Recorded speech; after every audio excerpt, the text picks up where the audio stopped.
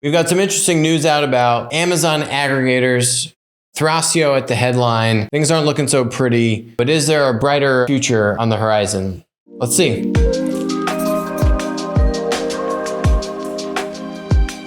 Thrasio, one of the leading Amazon aggregator, which then spawned literally a slew of Amazon aggregators across the whole spectrum. Basically, these are companies that are buying sellers and brands that are going presumably mostly direct to Amazon brands and then rolling them up and incrementally improving and optimizing their operations to grow and be successful selling online through marketplaces, right? So check this out. This company, Thrasio, had so much money. In early January 2022, around 40 e-commerce entrepreneurs from around the world gathered in deluxe villas in Cabo, Mexico.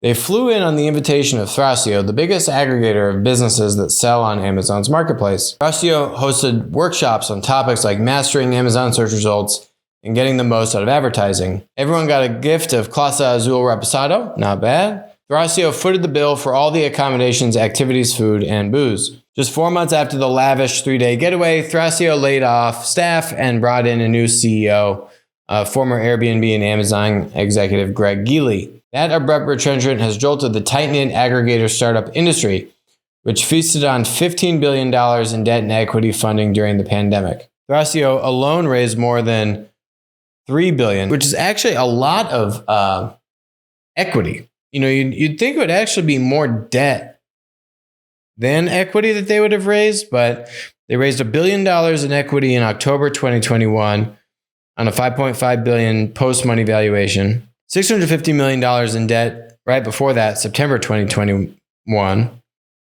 $100 million in equity, April 2021, $250 million in equity, February 2021, right? So February 2021, they raised it a $2.3 billion valuation, and then $3.7 billion in April 2021. They raised $500 million in debt in February 2021, $480 million in debt in December 2020. Basically, COVID was a godsend for these kinds of Amazon aggregator companies, right? You know, April 2020 on, that's really when Thrasio raised the, large, over $3 billion between debt and equity. So, is this company underwater or not? Well, actually, just today, it came out with a press release that said Thrasio has its most successful Amazon Prime day ever. They had 100% sales increase year over year. What you got to remember is they bought a lot of companies in the past year. So then they go on to say, well, on a like-for-like basis, including the prior year's sales of newly acquired brands, overall sales increased by 60%, right? So because they didn't own all the businesses that they had a year ago that they have today, right? So if you really look at all of it, it's an increase of 60%, which is the more accurate number. 100% is not accurate. Not comparing apples to apples. So literally this company had like 2 co-CEOs in the fall of last year. Both of those CEOs are gone. They've laid off a bunch of people. They have, I think, done a whole restructuring of their M&A strategy. They have a new CEO, this guy, Greg Geely. And, in general, the thesis makes sense. But again, we just came off of a massively over-leveraged, insane valuation peak season the past 2 years. I bet they bought a lot of companies at multiples that they wish they had not paid. And their own valuation, also seemingly way too high. And that means that you got to change a lot of things. Hopefully they've got the cash that can kind of get them through this. They're not doing any more of these, Cabo excursions. But, this trend of Amazon aggregators, it makes sense, but to what degree, right? To what multiple should you really be commanding? And I think that's what you're seeing really change is what are you able to really improve when you aggregate these brands?